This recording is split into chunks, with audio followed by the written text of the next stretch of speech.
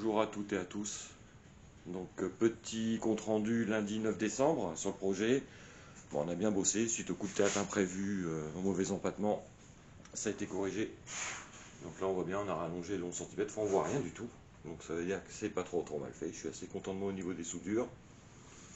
On en a profité pour J'en ai profité pour faire la vis réglage de la tension de la chaîne, un peu plus grande avec du M12. Et plus longue surtout. La chaîne a été faite, la rallonge de chaîne a été faite, donc on a fait mettre une deuxième attache rapide avec Juju. Juju a eu une très bonne idée, c'est pour ça que c'est bien de bosser en équipe.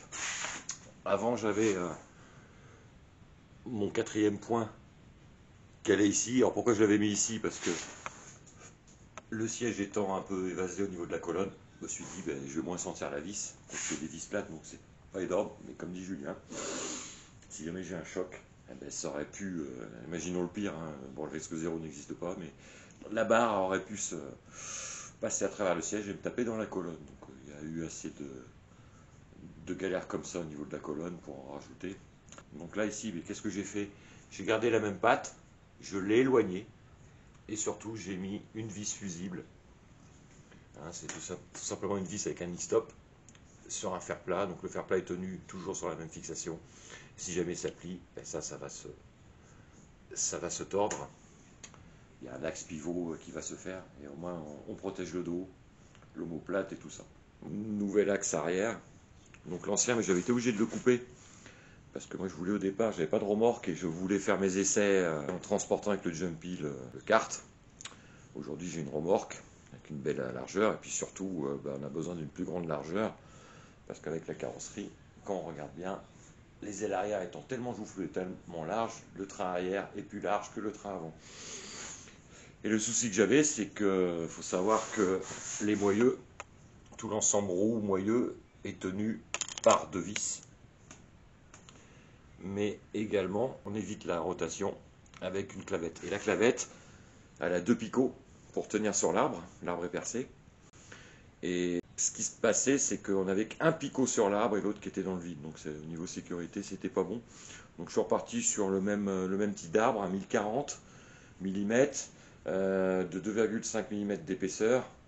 Il a fallu refaire la patte, la quatrième tenue du moteur qui part du moteur jusqu'au palier avec une lumière de réglage, surtout quand on avance le moteur et quand on le recule. J'ai soudé carrément deux pattes bord à bord, donc pour récupérer les 11 cm de plus. Échappement, il y a eu du gros travail de fait. On s'est rendu compte que l'échappement sortait de la carrosserie. Donc il a fallu l'avancer de facile 12 cm. Donc il a fallu retravailler sur la longueur. Une deuxième attache pour éviter d'avoir un mouvement latéral, ce qu'on avait avec l'ancien.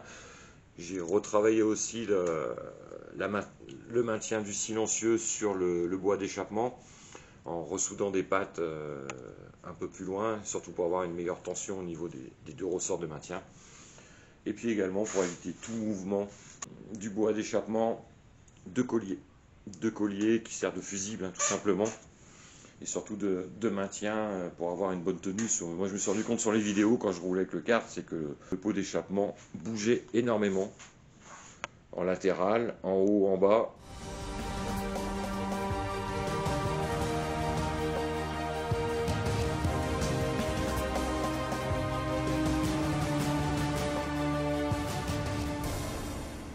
Il faut savoir que la carrosserie, on a contrôlé la hauteur, comme vous pouvez voir sur ce petit morceau de vidéo là.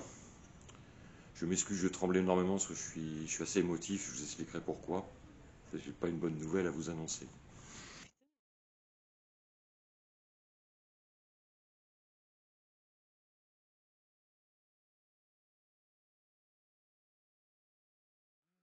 Qu'est-ce que j'ai fait encore? Suite à avoir mis la caisse sur moi, comme vous avez pu voir précédemment, on a également marqué les deux principes de maintien de chaque côté, les deux fixations latérales. Donc en résumé, il y aura deux fixations latérales qui seront montées sûrement sur cylindre bloc. Je suis en train de réfléchir, donc là j'ai la bonne hauteur On est à 16 cm du sol à peu près au niveau de la carrosserie, la base de la carrosserie. Donc on a pareil de l'autre côté. Donc ça c'est ce qu'on appelle des gabarits. Il y aura ici, sur cette partie, sur le pare-choc avant, on aura également un réglage et un maintien qui se fera, le maintien se fera aussi sur l'avant de la carrosserie. Donc il y aura un troisième point de chaque côté, donc ça fait déjà 6 points. Donc c'est là qu'on va travailler, si je prends ça avec une vis, monter sur cylindre bloc aussi. Je veux également à l'arrière maintenir la carrosserie, donc ça sera sûrement sur le haillon arrière fictif. Hein, c'est le principe des attaches rapides qu'on avait déjà sur la pinette, sauf que bon, on va couper au maximum parce que ça c'est de l'alu, ça vaut rien. On a vu avec la pinette ça pétait, et depuis qu'on est passé en M12 acier, il n'y a pas de problème. Donc ça c'est prévu à l'arrière, mais également à l'avant. Le principe de l'alpinette, c'était pas mal de mettre des fixations ici en attache rapide. Donc ça fera 1, 2, 3, 4, 5, 6, 7, 10 points. 10 points d'accroche. Monter bien sûr tout ça sur cylindre bloc. Alors je voulais également vous montrer, hein, pour arriver à faire une carrosserie comme ça, en finition, ce qui se passe c'est qu'on a besoin de tout ça. Alors en détail,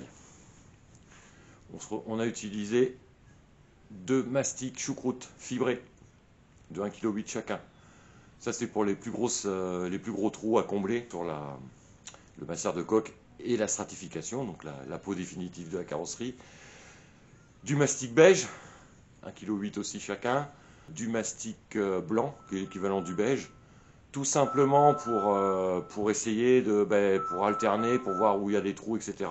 Et on termine par du mastic allégé. Et enfin pour les micro-trous, le Otoka mastic monocomposant. Donc en tout c'est 15 pots et demi de mastic. Voilà. Bon, autre chose, alors voilà, ce qui m'inquiète un peu, c'est pour ça que je suis un peu émotif. Avant de terminer la vidéo en vous montrant ce que ça donne dessus, quoi, la carrosserie. Voilà ce qui m'arrive. Il y a un mois, je suis tombé dans un escalier en pierre et j'ai amorti avec ma main gauche. Le problème, c'est que la main gauche, bien sûr, c'est celle qu'il ne faut surtout pas toucher parce qu'elle a été multi-opérée. J'ai eu 4 greffes osseuses dessus, ce qui m'a bloqué complètement l'articulation du pouce. Je ne peux plus faire la pince, mais également le scaphoïde. Je suis tombé et depuis, j'ai des douleurs. Bon, j'ai toujours des douleurs, hein. Je vis toujours avec des douleurs. Hein. J'ai appris ça depuis 2011. J'apprends à vivre avec ces douleurs-là. Ce qui n'est pas facile, et je travaille surtout à 80% avec la main droite et à 20% avec la main gauche. Par exemple, pour faire la pince, j'essaie de le faire au maximum avec mes doigts du milieu. L'autre, c'est pas possible à faire. Donc, suite à ça, les douleurs sont là. Ce qui est inquiétant, c'est que c'est toujours gonflé. Alors, pour moi, c'était juste ligamentaire. Je suis pas tout bib, mais on a appelé la secrétaire du chirurgien qui m'a opéré 6 fois. Je suis pris en urgence demain à SOS Main à Pessac pour faire un peu le point, faire une radio et puis peut-être un IRM et surtout pour voir ce qu'il en est. Alors j'espère que c'est pas cassé, j'espère qu'il faut pas faire une greffe. S'il faut faire une greffe, de toute façon il la fera bien après Dieppe. Moi je veux pas éviter Dieppe, même si c'est après Dieppe, ça me ferait chier parce que je louperai toutes les courses de caisse à savon, et encore le championnat de France en C4, ça me passera encore devant le nez, quoi. Ça fait que 3 ans, hein, 3 ans que ça me passe devant le nez, mais bon, à croire que je ne ferai jamais un, quoi. Enfin bref, donc voilà les nouvelles, et puis j'ai été un petit peu long, mais je voulais tout vous présenter avant, on va dire, de faire une petite pause au moins demain, voir un peu ce que ça donne. Voilà, bon, avant de vous laisser, je vais vous montrer la vidéo, enfin, je vais vous montrer des images de la carrosserie sur son châssis. Allez, gros bisous. La carrosserie n'est plus là, c'est normal. Elle est sur son châssis. Ça fait un ensemble magnifique. Bon, là, pour l'échappement, on va pouvoir le remonter, du coup. Mais ça se fera après la fixation. Ça y est, c'est repéré. Là, la belle petite réplique d'R5. Alors ça donne quoi devant? Donc on a une carrosserie à 16 cm du sol, ce qui est très bien. Ça va permettre de passer les dodanes qu'on a de plus en plus, sans problème, à part mon siège. Mais c'est vrai qu'elle commence à avoir de la gueule. Magnifique.